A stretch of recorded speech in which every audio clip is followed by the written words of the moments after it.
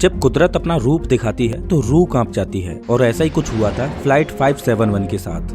ये प्लेन एक बर्फीली पहाड़ी पर क्रैश हुआ, जमीन से हजारों फीट ऊपर। और इस क्रैश में जो पैसेंजर्स बचे रह गए उनके पास खुद को बचाने के लिए सिर्फ एक ही चारा था, अपने ही फैमिली मेंबर्स और यार दोस्तों का मांस खाना। फ्लाइट 571 की कहानी, चाहे इसे आप दुनिया का सबसे बड़ा चमत्कार कहो या मानव इतिहास की सबसे बड़ी क्रूरता, लेकिन इस कहानी को सुनकर आपकी रूह कांप जाएगी। ये दिल दहला देने वाली कहानी शुरू होती है 12 अक्टूबर 1972 को।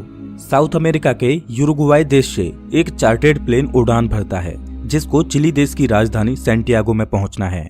इस प्लेन में बैठे हैं रग्बी प्लेयर्स और उनका मैच देखने जा रहे हैं उनके फैमिली मेंबर्स, उनके रिलेटिव्स और उनके यार दोस्त। इस प्लेन में टोटल 45 पैसेंजर्स हैं जिनमें 9 क्रू मेंबर्स हैं। ये फ्लाइट 3 घंटों में अपनी डेस्टिनेशन पर पहुंच जाएगी, लेकिन रास्ते में इसको एंडीज की पर्वतमालाओं को पार करना होगा। लेकिन दुर्भाग्य से आगे चलकर मौसम खराब मिलता है। इस वजह से इस फ्लाइट को रास्ते में ही अर्जेंटीना के मेंडोजा शहर में लैंड कराया जाता है। ये फ्लाइट रात भर वहीं रुकती है और अगले दिन यानी 13 अक्टूबर को उड़ान भरने के लिए तैयार होती है। लेकिन परेशानी ये है कि अभी भी मौसम खराब है। लेकिन अच्छी बात यह है कि इस फ्लाइट का जो पायलट है वो इस रूट से पहले भी 29 बार उड़ान भर चुका है।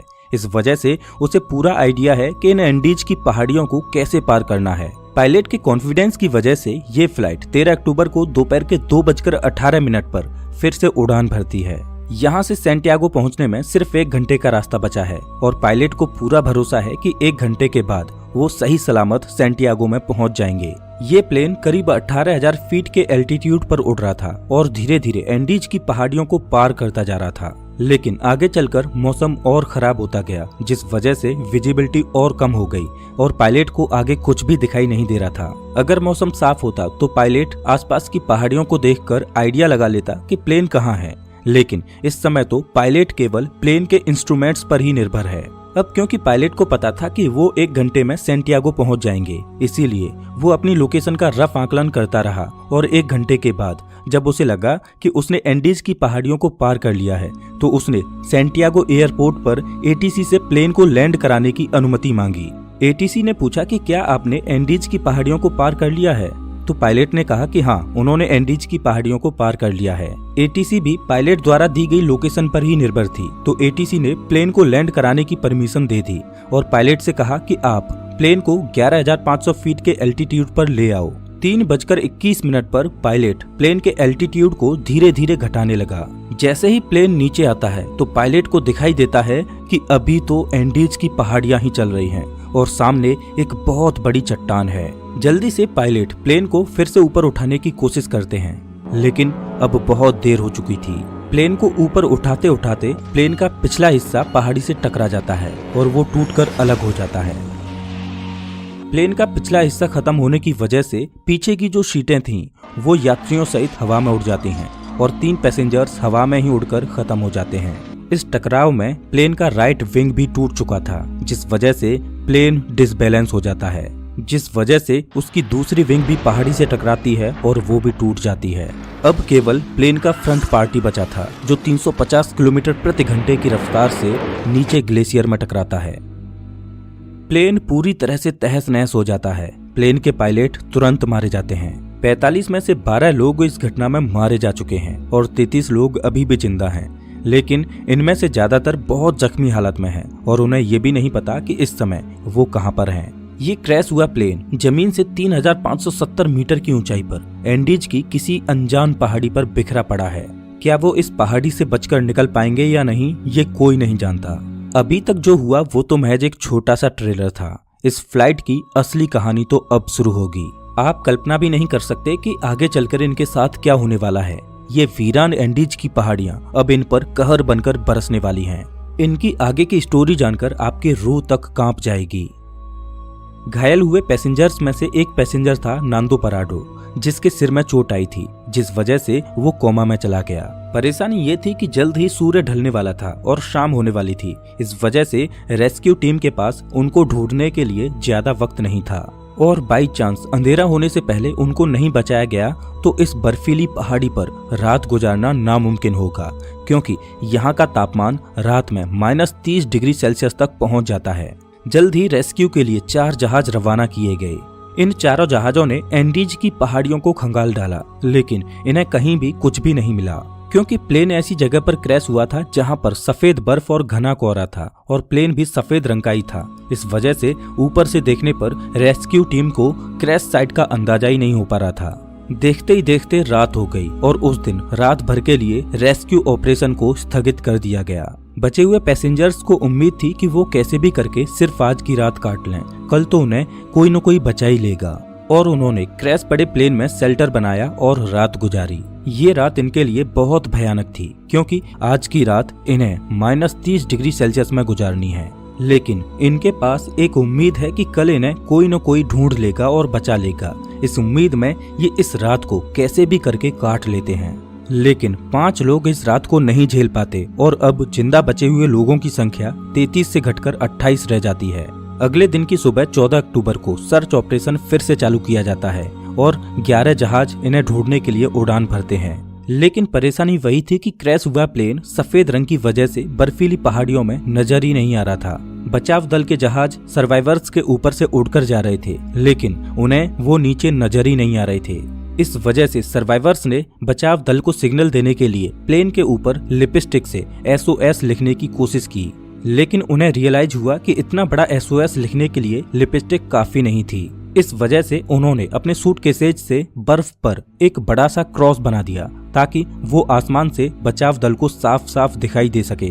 उस दिन इनके ऊपर से 3 हवाई जहाज निकल कर गए, लेकिन अफसोस कि किसी ने भी इनको नोटिस नहीं किया और ये दिन भी गुजर जाता है।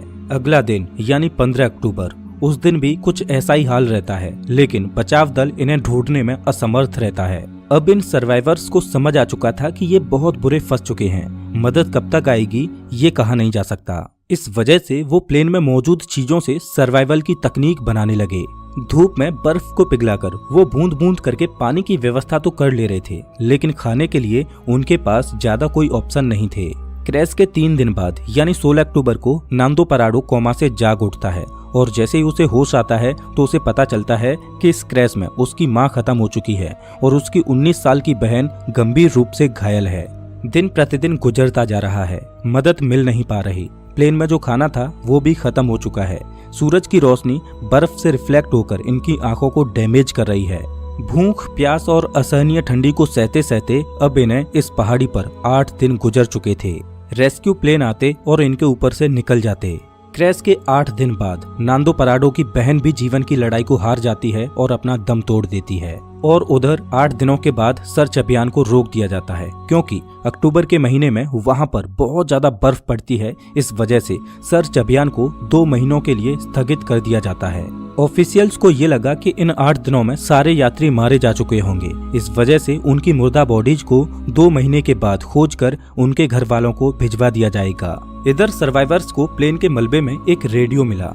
जब सर्वाइवर्स ने रेडियो को ऑन किया तो उसमें उन्हीं की न्यूज ब्रॉडकास्ट हो रही थी कि फ्लाइट 571 के सर्च ऑपरेशन को अब बंद कर दिया गया है। इस न्यूज ने सर्वाइवर्स के होश उड़ा दिए। अभी तक तो उनको अपने खोजे जाने की एक उम्मीद थी, लेकिन वो अब रेडियो पर अपने ही मरने की खबर सुन रहे थे। अपने खोजे जाने की एक उम्मीद की किरण थी, वो भी टूट चुकी है।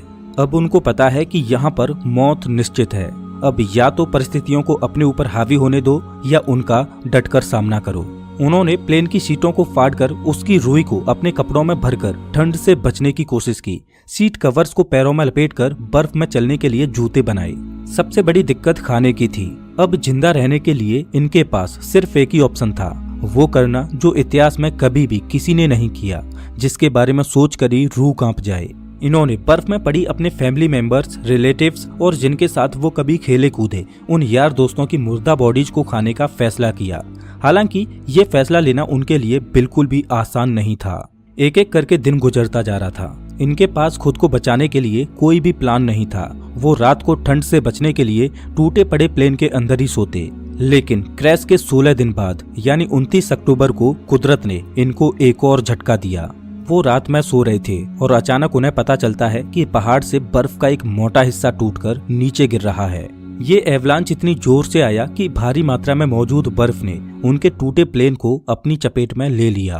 उनका प्लेन बर्फ के नीचे दब चुका था और प्लेन के अंदर भी बर्फ घुस चुकी थी, जिस वजह से उनके लिए ऑक्सीजन की कमी हो गई और दम घुटने की वजह से 8 और लोग अपनी दम तोड़ देते हैं और अब केवल 19 लोग ही जिंदा बचे हैं, लेकिन वो भी बर्फ के नीचे दबे हैं। इस बर्फ से बाहर निकलने में इन लोगों को 3 दिनों का समय लग जाता है। अब इन्हें रियलाइज हो जाता है कि यहाँ रहेंगे तो एक एक करके सब लोग मारे जाएंगे। इससे अच्छा है कि इस पहाड़ी से बाहर निकलकर मदद ढूंढने की कोशिश की जाए। उन लोगों में ज्यादातर सभी जख्मी हालत में थे, इस वजह से वो इस पहाड़ी को पार करने में सक्षम नहीं थे। लेकिन 3 लोग ऐसे थे जो कम चोटिल थे, इस वजह से उन तीनों ने इस पहाड़ी से बाहर निकलकर मदद लाने का फैसला किया। उन्होंने रास्ते के लिए मांस के टुकड़े अपने साथ लिए और उनको ठंड से बचने के लिए सबसे मोटे कपड़े दिए गए। और क्रैश के 33 दिनों के बाद यानी 15 नवंबर को ये तीनों लोग मदद ढूंढने के लिए निकल पड़ते हैं। चलते चलते इनको शाम होने लगती है, तभी इनकी नजर प्लेन के दूसरे टूटे हुए हिस्से पर पड़ती है। प्लेन का जो पिछला हिस्सा टूटकर अलग हो गया था, उन्हें वो दिखाई देता है। जब वो उस मलबे के पास जाते हैं तो उन्हें उसमें खाने के लिए बहुत कुछ मिलता है। आज की रात उन्होंने इसी में गुजारने का फैसला किया। पिछले कुछ दिनों में आज की ये रात उनके लिए अच्छी रही। प्लेन के उस पिछले भाग में उन्हें एक बैटरी मिली। उन्होंने सोचा क्यों ना इस बैटरी को प्लेन के मेन बॉडी के पास ले जाया जाए और उसमें लगी कम्युनिकेशन डिवाइस को चालू करके मदद बुलाई जाए। लेकिन बैटरी का वजन 25 किलोग्राम था। इतनी भारी बैटरी को इतनी कमजोर हालत में क्रैश साइट पर ले जाना संभव नहीं था। फिर उन्होंने सोचा कि प्लेन की मेन बॉडी से उस कम्युनिकेशन डिवाइस को ही निकाल कर इस बैटरी के पास लाया जाए और उसे चालू किया जाए, जिसकी मदद से वो बचाव दल को बुला सकें। कुछ दिनों तक इन्होंने इसे चालू करने की कोशिश की, लेकिन इन्हें सफलता नहीं मिली और क्रैश के 59 दिनों बाद यानी 11 दिसंबर को एक और एवलांच आता है, जिसमें 3 और सर्वाइवर्स मारे जाते हैं, जिसके बाद जिंदा बचे लोगों की संख्या केवल 16 रह जाती है। और अब ये तीनों नौजवान कैनेसा, पराडो और विजिंटेन बिना किसी गियर के ग्लेशियर पर चढ़ाई करने के लिए निकल पड़ते हैं। ये तीनों पश्चिम दिशा की ओर चलते चले जाते हैं, लेकिन ये बिल्कुल भी नहीं जानते कि जिस दिशा में ये जा रहे हैं उसमें कोई इंसानी बस्ती इन्हें मिल पाएगी या नहीं। उनको बस ये लग रहा था कि उनको इस सामने वाली पहाड़ी को पार करना है और उन्हें मदद मिल जाएगी, और उन्हें उम्मीद थी कि वो 3 दिनों में इस पहाड़ी को पार कर लेंगे। इसीलिए उन्होंने अपने साथ में सिर्फ 3 दिनों के लिए ही मीट की सप्लाई रखी। इन्होंने धागे से सिलकर एक स्लीपिंग बैग बनाया था, तो ये दिन भर बिना किसी गियर के पहाड़ पर चढ़ते और रात में एक ही स्लीपिंग बैग में तीनों चिपक कर सोते। खुले में बिना किसी सुविधा के -30 डिग्री सेल्सियस में रात गुजारना कोई आसान बात नहीं थी। चलते चलते इन्हें चौथे दिन की सुबह हो चुकी थी, लेकिन अच्छी बात ये थी कि वो अब उस पहाड़ी की चोटी पर पहुंच चुके थे।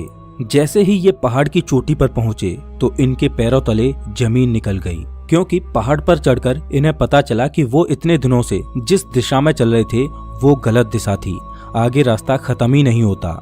अब क्योंकि उनके पास खाने की सप्लाई बहुत कम थी, इस वजह से उन्होंने फैसला किया कि उनमें से एक बंदा क्रैश साइट पर वापस चला जाएगा और 2 लोग आगे जाएंगे। इस वजह से विजिंटन वापस लौट जाता है और पराडो और कनेसा आगे बढ़ते रहते हैं। उस पहाड़ की चोटी पर चढ़ने के बाद इनको सही रास्ते का अनुमान हो जाता है और ये दोनों कई दिनों तक आगे बढ़ते रहते हैं और कुछ दिनों के बाद इन्हें नदी की एक छोटी सी धारा मिलती है। वो उस धारा के साथ साथ नीचे चलते रहते हैं और लगातार 9 दिनों तक चलने के बाद 20 दिसंबर को नदी के दूसरे किनारे पर इन्हें 3 लोग दिखाई देते हैं। ये चलते चलते बहुत थक चुके थे। पिछले 9 दिनों में इन्होंने पहाड़ पर 61 किलोमीटर की हाइकिंग की थी और अब मंजिल इनके सामने थी। इन्होंने उनसे मदद की गुहार लगाई, लेकिन वो लोग टुमारो बोलकर चले गए। उस दिन उन्हें कोई मदद नहीं मिल पाई, लेकिन अगले ही दिन वो विलेजर फिर से वापस आया और एक पत्थर में कागज और पेन लपेटकर नदी के दूसरे किनारे पर फेंका। नांदो पराडो ने पेन और कागज को उठाकर जो भी घटना घटी थी उसके बारे में सब कुछ लिख दिया। जब उस विलेजर ने उस पेपर को पढ़ा तो वो सब कुछ समझ गया, क्योंकि उसे पता था कि इन पहाड़ियों में कुछ दिन पहले प्लेन क्रैश हुआ था और उस एरिया में भी पूछताछ के लिए लोग आए थे। लेकिन वो हैरान था कि ये लोग अभी तक जिंदा कैसे बचे हैं। वो विलेजर जल्द से जल्द शहर गया और आर्मी कमांड के साथ इस इन्फॉर्मेशन को साझा किया और जल्द ही चिली की एयरफोर्स इन्हें रेस्क्यू करने के लिए पहुंचती है। आर्मी ऑफिसर्स पराडो और कनेसा को हेलीकॉप्टर में बिठाकर क्रैश साइट पर पहुंचते हैं और 22 दिसंबर 1972 को क्रैश के 70 दिनों के बाद बचे हुए सर्वाइवर्स को रेस्क्यू किया जाता है। इन लोगों की हालत बहुत ज्यादा खराब थी। इस क्रैश के बाद टोटल 16 लोग ही सर्वाइव कर पाते हैं। इनकी ये कहानी सच में दिल दहला देने वाली कहानी थी। लेकिन इससे भी खतरनाक सर्वाइवल की कहानी है एक ऐसे व्यक्ति की जो 438 दिनों तक गहरे समुद्र में फंसा रहा। बीच पैसिफिक ओशियन में एक छोटी सी नाव उसका घर थी, खुला आसमान जिसके नीचे उसे दोपहर की तेज धूप और रात की ठंडी को सहना था। एक अकेला व्यक्ति वीरान समुद्र में 438 दिन यानी 14.5 महीनों तक अकेला मदद की आस लगाए भटकता रहा। इस व्यक्ति की सर्वाइवल की कहानी आपको सच में हैरान कर देगी। इस कहानी को आप स्क्रीन पर दिख रही इस वीडियो में देख सकते हो। मैं आपको वहीं मिलता हूँ।